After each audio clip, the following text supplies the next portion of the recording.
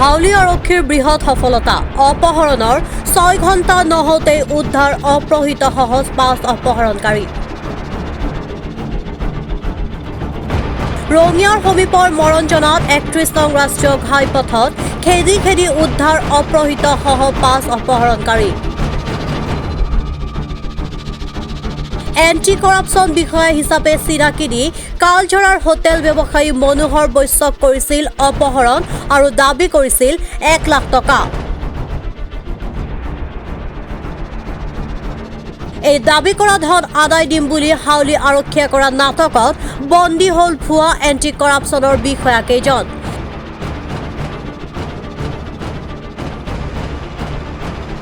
গ্ৰেপ্তাৰ হোৱা আটাইকেইজনৰ বয়স 20ৰ পৰা 25 বছৰৰ ভিতৰত। ভুৱা বিষয়া কেইজন হৈছে পাঠশালাৰ মঞ্জিত ৰয়, ইনজামুল ইছলাম, নয়ন তালুকদাৰ, নলবাৰীৰ কংকন ডেকা আৰু ৰাজেশ ডেকা। লগতে তেওঁলোকৰ পৰা উদ্ধাৰ হৈছে এখন এল্টো বাহন।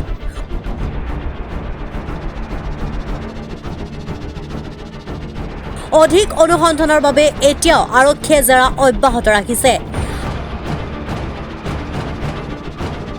হাউলি আৰক্ষীৰ দক্ষ আৰক্ষী বিষয়া গোপাল বৰাৰ নিৰ্দেশত আনোৱাৰ হুছেইনৰ নেতৃত্বত চলিছিল এই অভিযান।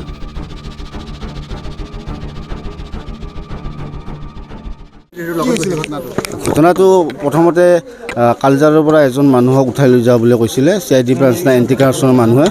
তাৰপিছত আমি লগে লগে ঘটনাৰ খবৰ পাই আমি কালজাৰত গ'লোঁ।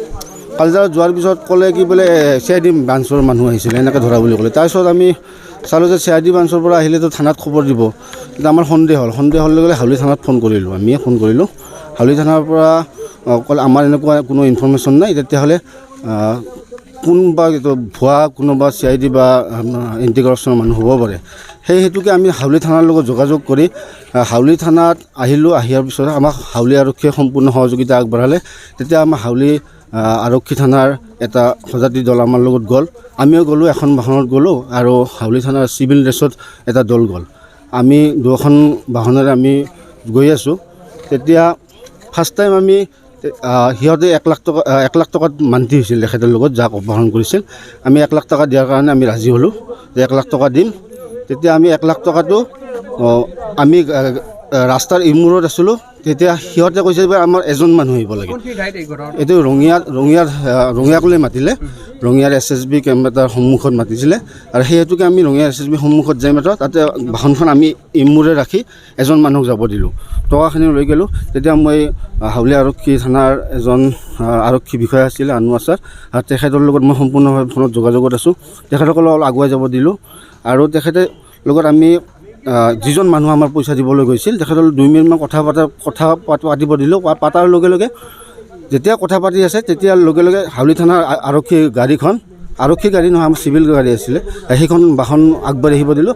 আগবাঢ়ি লগে লগে আহিলে আমিও লগে লগে এটেক কৰিলোঁ। গোটেই আমি 5জন আছিলোঁ, 5জন আমি চিভিলৰ মানুহ আছিলোঁ। 5জনে আমি সিহঁতক ধৰাৰ লগে লগে পুলিচো আহি গ'ল। তেতিয়া অলপমান গোটেইকেইজন আটক কৰিলে। এখন বাইক আছিলে আৰু এখন এল্টো গাড়ী এখন জব্দ কৰা হৈছিলে। 5জন আছিল। একজন মানুহ গৈছে, তাৰমানে আপোনাৰ এনেকুৱা ড্ৰেছ পিন্ধি একদম পূৰা ইণ্ডিয়ান ক্ৰাইম ব্ৰাঞ্চৰ পৰা অহা বুলি কৈছে। এইবিলাক আইবাৰ পিন্ধি গৈছে, আপুনি ইয়াতে হেৰি কৰে, 2 নম্বৰী কাম কৰে, কিবা কৰে, এনেকৈ কৈছে। মই ক'লো মইতো 2 নম্বৰী একো নকৰোঁ ছাৰ, হোটেল কৰি আছোঁ, খাই আছোঁ। নাই তো এইটো উঠবা লাগব, তো এনেকৈ জোৰ কৰি উঠে। মই বোলো মোৰ দোকান খোলা, মোৰ মানুহ নাই, একজন আছে, একজন তেওঁ ভাত খাব গ'ল, মই কি কৰিম বাৰু সেনেহেন কৈছোঁ। মই বোলো মোক দোকান হোটেলখন বন্ধ কৰি, নাই হোটেল যাই হৈ যাব, উঠা গাড়ীটো। মই বোলো নুঠো, মই কাপোৰ গেঞ্জি আৰু স্পৰ্টিং পিন্ধি আছোঁ, এই হাফ পেণ্ট পিন্ধি আছোঁ। এইটো ঘৰৰ পৰা লৈ আহিলোঁ মই এইমাত্ৰ। বৈশ্য লাইন হোটেল। যেতিয়া আহিছিল তেওঁলোকে, তেতিয়া আপুনি তেওঁলোকক ভাবিছিল নেকি CID অফিচাৰ বুলি?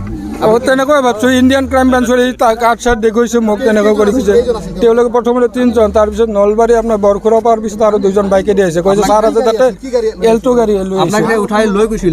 গাড়ীৰ ভিতৰত কি কৈছে, কিবা কৈছে নেকি গাড়ীৰ ভিতৰত? যে এই যে হোটেল যে কৰি আছে, কি কৰি আছে, এনে 2 নম্বৰী কাম কৰি আছে। মই বোলো নাই ছাৰ, আমিতো থাল বাচন দি কোনো ৰকম খাই আছোঁ, ক'ত ধন দাবী প্ৰথমতে একো কোৱা নাই। নলবাৰী পাৰ হৈ আমি চেণ্ট্ৰেলৰ পৰা আহিছোঁ, চেণ্ট্ৰেলত আপোনাৰ গুৱাহাটীত যাব লাগিব, তোমাৰ 7 বছৰ জেল হৈ যাব, নহ'লে পইচা দিব লাগিব 7 লাখ টকা। যদি পইচাটো নিদিয়া তেতিয়াহ'লে এতিয়া ছাবমিট কৰি দিম, তোমাক কেছ ডাঙৰকৈ লিখি দিম, তুমি জেলত যাব লাগিব। আৰু তাৰপিছত কৈ যে এনে কথা, ইজনে কৈ যে এনকাউণ্টাৰ কৰিম, ইয়াত মাৰিম তোমাক, ইয়াত মাৰিম, ইয়াতে মাৰিম। ভাবো যে এই গান ক'ত আছে, ইয়াক কি মাৰবি নেকি? আৰু দুজনমান নামি যায়, ইফালে যায়, তাৰপিছত আৰু কয় যে ইয়াক কি মাৰবি নেকি, এনকাউণ্টাৰ কৰিবি নেকি, তেনেকুৱা কয়। আৰু তেওঁলোকেও কৈ আছে হিমন্ত বিশ্ব শৰ্মা থকা পৰ্যন্ত কৰাপশ্যনটো নাথাকে ইয়াতে, একদম হাউলি বৰপেটাত যিমান DSP যিবিলাক কৰাপশ্যন চব ঠিক কৰি দিম, এনেকৈ কৈ আছে। আমি চেণ্ট্ৰেলৰ পৰা আহিছোঁ। এতিয়া 1 লাখ টকা দাবী কৰা বুলি শুনিছোঁ। পিছত কৈছে যে পইচা যে 7 লাখ, মই বোলো ছাৰ মোৰ মাটি বেচিলে মই 7 লাখ টকা দিবা, মই ক'ৰ পৰা দিম, মই তেনেকুৱা কৈছোঁ। পিছত যাই এওঁলোকে আমাৰ মই আৰু ঘৰত ফোন কৰিছোঁ যে এনেকৈ পইচা অলপ দিব লাগে। মই বোলো ছাৰ 20,000 মান টকা লওক হ'লে, এই 20,000 টকা 7 লাখ টকা নাই, আৰু গাড়ী ষ্টাৰ্ট দি আৰু লৈ গৈছে তেনেকুৱা। এই একদম নলবাৰী এই আপোনাৰ ৰঙিয়া পাৰ কৰি SSB কেম্প পাৰ কৰি তাকে লৈ গৈছে। আপোনাক কিবা কৰিছিল নেকি? মাৰপিট চাৰপিট কিবা কৰিছিল? মাৰপিট কৰা নাই মোক, মাৰপিট কৰা নাই। ঠিক আছে দিয়ক। দাদা আপোনাৰ নামটো কি আছিল?